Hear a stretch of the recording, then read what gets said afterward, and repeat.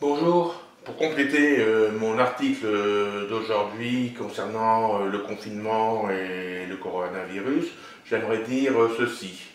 Euh, J'estime que être chez soi pendant plusieurs jours ou plusieurs semaines ne pose pas de problème. Franchement, personnellement, ça ne me dérange pas, vu que j'ai l'habitude de ne pas sortir ou pratiquement pas sortir.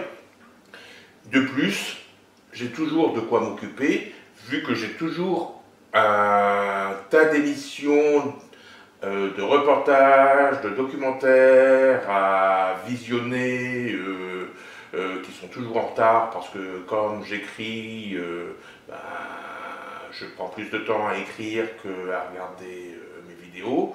Par exemple, je vois là, par exemple, j'ai les cellules de crise qui datent d'il y a 2 semaines. Je ne me souviens plus le sujet, mais si je l'ai enregistré, c'est que ça m'intéressait.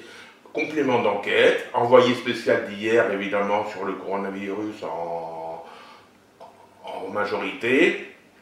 Une enquête exclusive, faites entrer l'accusé, un documentaire sur le Big Bang et les théories de Stephen Hawking et de Hubert Reeves et de Einstein. J'ai commencé à enregistrer pour les regarder plus tard la série Les Bracelets Rouges qu'actuellement passe TF1.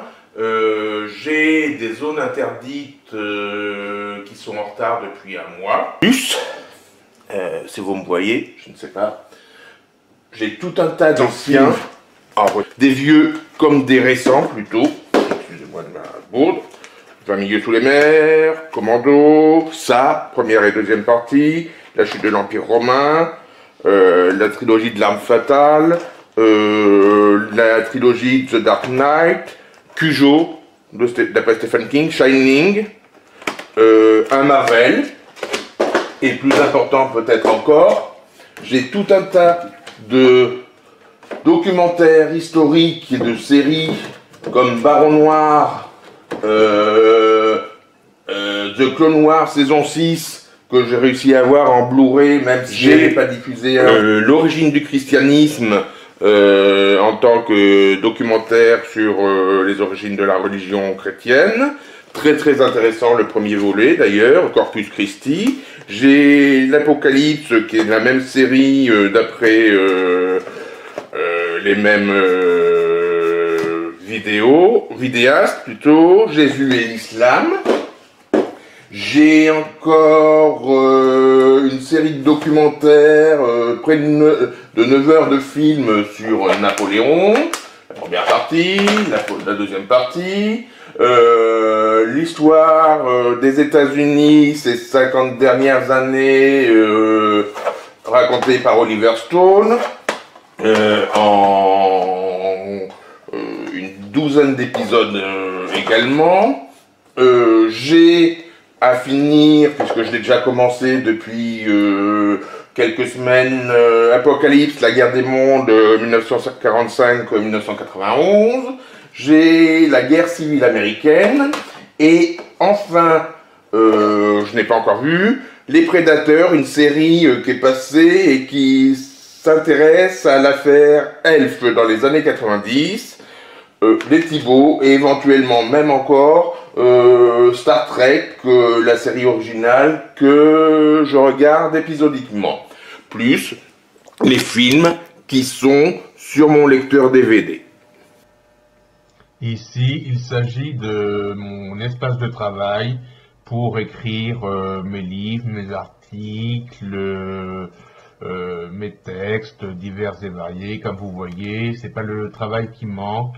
Et maintenant, un aperçu des livres que je vais vous décrire dans les... J'ai tout un tas de livres, au moins une quarantaine, qui je dois lire dans les semaines, voire les mois qui viennent. J'ai un Stephen Baxter, j'ai une biographie de Talleyrand, J'ai un roman que je veux relire de Donna Tartt, Le Maître des Illusions, d'ailleurs que je conseille à beaucoup de monde parce que c'est passionnant. J'ai un diptyque, La théorie des dominos et l'effet domino, sur de la science-fiction, La Bonne École de Michel Lacombe, qui est un roman du terroir.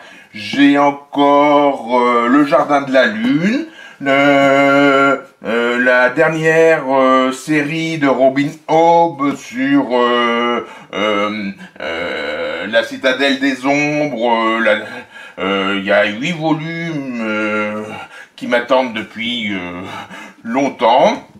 J'ai un Stephen King, L'Outsider, le dernier Michael Connelly, quelques livres d'auteurs que je découvre, des thrillers, que je vais lire d'ici quelques semaines, parce que je suis toujours curieux des nouveautés et des auteurs que je ne connais pas. Un Dan Simmons, un écrivain de fantastique science-fiction que j'aime beaucoup. Nancy Stephenson, je ne connais pas, mais un univers de cyberpunk qui a l'air très intéressant.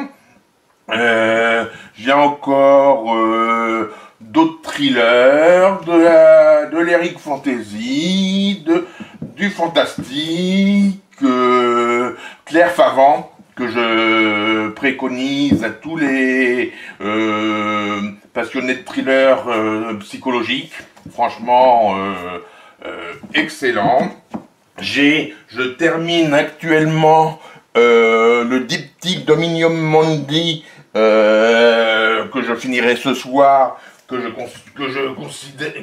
conseille également à tous les fans de science-fiction.